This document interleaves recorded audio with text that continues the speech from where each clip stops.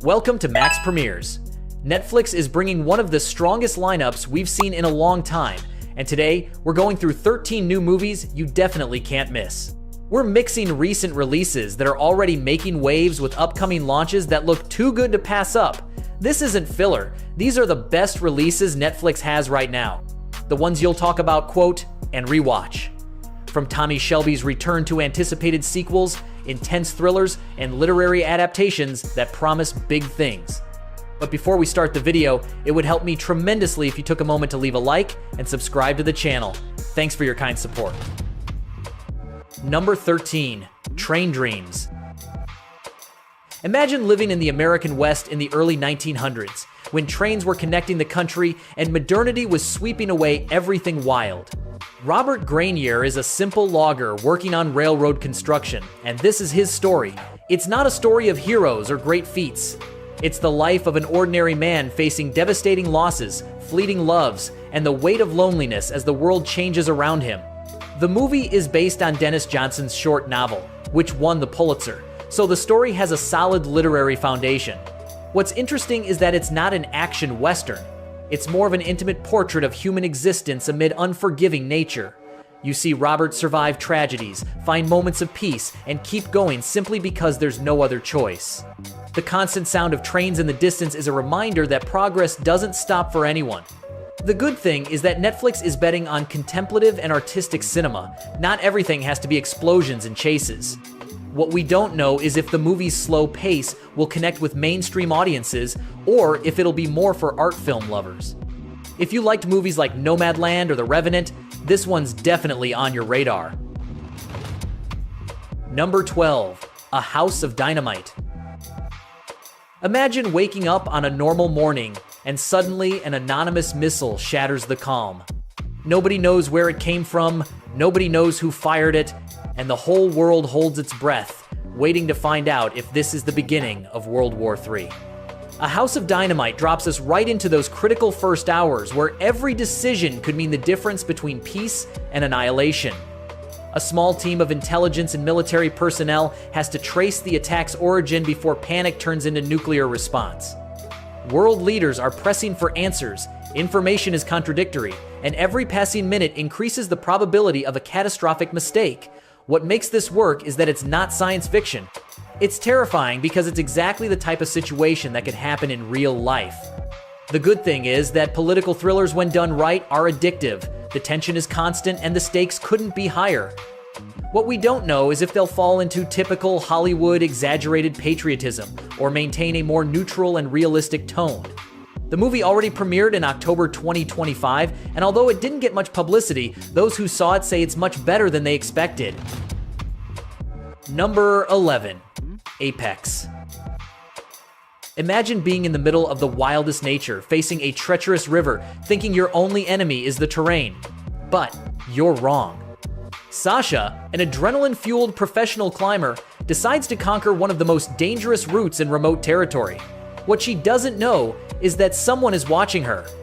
A ruthless hunter has made her his prey, and every step she takes becomes a deadly game of survival. The movie is basically a human hunt classic style, but with a modern twist. There's no technology to save her, no cell signal, nobody nearby.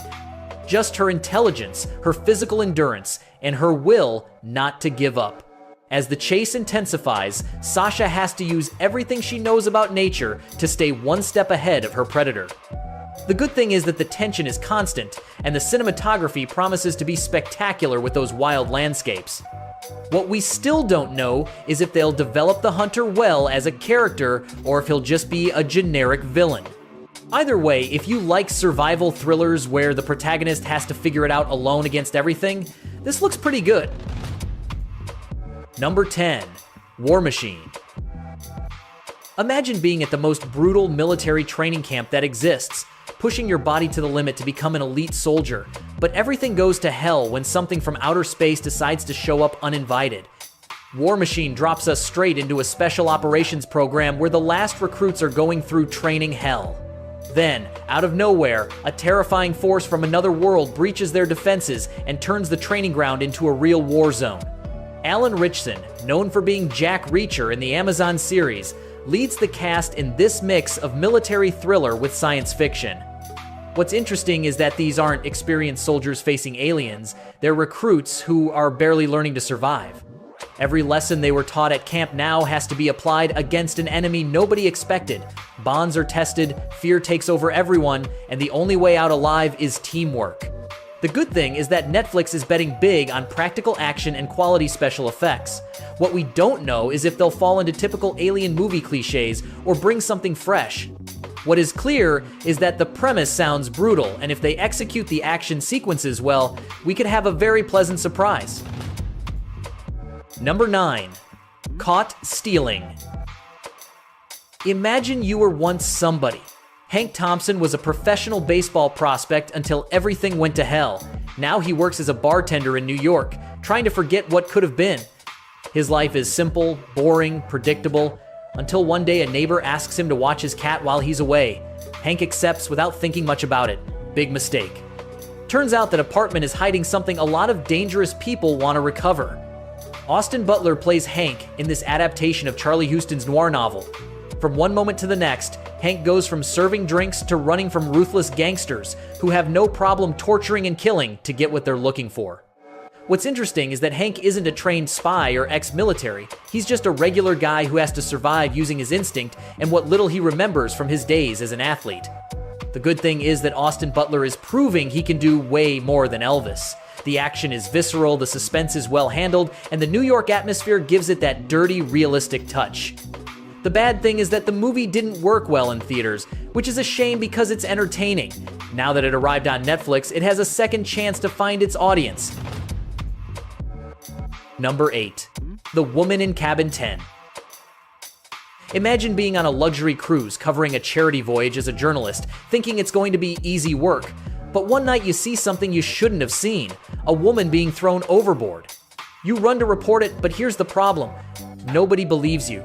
The cruise insists all passengers are present and accounted for. Nobody's missing. Nobody else saw anything. And suddenly you realize you're trapped in the middle of the ocean with a killer on the loose who knows that you know. Keira Knightley plays Laura Blacklock, a troubled journalist with a complicated past that makes people doubt her word. The movie is based on Ruth Ware's novel, which was a New York Times bestseller, so it has a solid foundation. What makes it work is that claustrophobic feeling of being on a ship where you can't escape, surrounded by rich and powerful people who could be covering up a crime. The good thing is that Keira Knightley is perfect for these types of roles where the character is fragile but stubborn. The psychological tension is guaranteed, and the atmosphere of paranoia is exactly what a good thriller needs. What's interesting is that the movie already premiered in October 2025 and had good reception, so if you haven't seen it yet, it's a safe bet. Number 7. Frankenstein. Imagine you lost someone so important, you'd be willing to defy nature itself to bring them back. Dr. Victor Frankenstein, consumed by grief and ambition, decides to do exactly that, create life from death. Oscar Isaac plays Frankenstein in this new adaptation directed by Guillermo del Toro, and Jacob Elordi is the creature. This isn't the version with bolts in the neck and clumsy steps. It's dark, gothic, and deeply tragic. The creature awakens yearning for love and acceptance, but all it receives is fear and rejection. As it wanders through a world that hates it, it learns about rage, pain, and revenge. The story has always been about who the real monster is, the creature seeking affection or the man who created it and then abandoned it. Del Toro understands this better than anyone, and his version promises to explore those themes with the depth they deserve. The good thing is that Del Toro is a master of gothic horror and production design. His creatures always have humanity behind the horror. What's interesting is that Netflix gave him a considerable budget and creative freedom, something not all studios would do with such dark material. The movie already premiered in November 2025, and reviews highlight Isaac and Elordi's performances as the best thing about the film. Number 6. People We Meet on Vacation. Imagine having that friend you travel with every summer without fail. For 10 years, Poppy and Alex have had this tradition. One trip together to disconnect, laugh, and just enjoy. They're best friends, nothing more. Or that's what they both keep telling themselves. But after a fight that distanced them, Poppy decides it's time to fix things with one last trip. The problem is that being together again makes all those buried feelings come to the surface. The movie is based on Emily Henry's novel, which sold millions of copies and became a book talk phenomenon. Tom Blythe and Emily Bader play Alex and Poppy in this romantic comedy that plays with the age-old question, can two best friends really be just friends? Through sunny beaches, awkward confessions, and shared laughter, both have to decide if what they feel is friendship or something deeper. The good thing is that Netflix is rescuing the classic romantic comedy, that genre that seemed dead but people miss. The chemistry between the leads is key, and from the trailers, it looks like it works.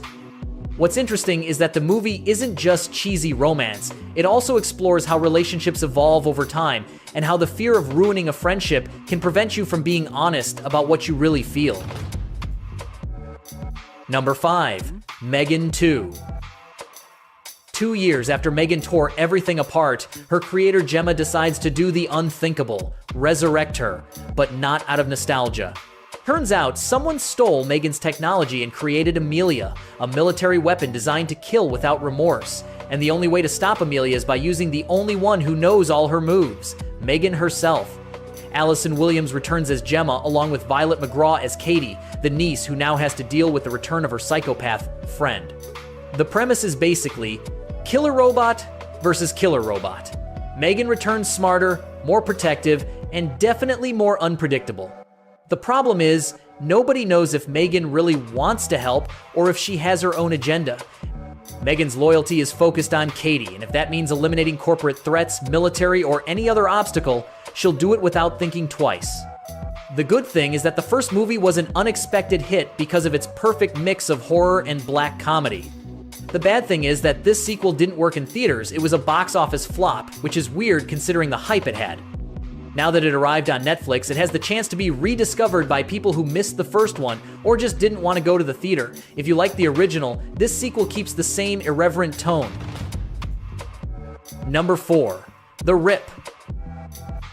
Imagine being a narcotics cop in Miami and suddenly you find a stash house full of millions in cash, $20 million to be exact. Drug money, no apparent owner, just sitting there waiting for someone to take it. Sounds like the perfect dream, right? But here's the problem. You're not the only one who knows about that money. The news leaks, and suddenly your own partners start looking at you differently. Trust breaks, loyalties are tested, and every decision could cost you your life. Ben Affleck and Matt Damon work together again in this movie directed by Joe Carnahan, known for films like Narc and The Grey. The cast also includes Teyana Taylor, Sasha Callier, Catalina Sandino Moreno, and Nestor Carbonell. The tension doesn't just come from external criminals, but from the cops themselves who start questioning if it's worth staying on the right side of the law when there's so much money at stake. The good thing is that seeing Affleck and Damon together always works. They have a natural chemistry that few actors achieve. The premise is solid, and the director knows how to handle tense crime thrillers. What's interesting is that the movie premiered recently in January 2026 and is already generating conversation for its raw portrayal of police corruption. If you like The Town or Heat, this one's definitely on your list. Number 3. 28 Years Later. Almost 3 decades after the rage virus devastated the world, survivors cling to life on an isolated island connected to the mainland by a guarded causeway. Nobody enters, nobody leaves. The rules are clear and life is hard but stable until a young volunteer decides to cross to the ruined mainland. What he finds out there isn't just a destroyed world, it's something worse. The infected have mutated, the communities that managed to survive have hardened to become just as dangerous, and buried secrets could destroy all hope. Danny Boyle returns to direct the franchise he himself created with 28 Days Later in 2002. Cillian Murphy also returns, though in a different role than the first movie. Aaron Taylor-Johnson and Jodie Comer lead the new cast in this continuation that promises to be as brutal as the previous ones. What's interesting is that it's not a simple reboot, it's an expansion of the universe showing how the world has evolved after almost 3 decades of apocalypse. The good thing is that Boyle knows how to create oppressive atmospheres and visceral terror without relying only on cheap scares.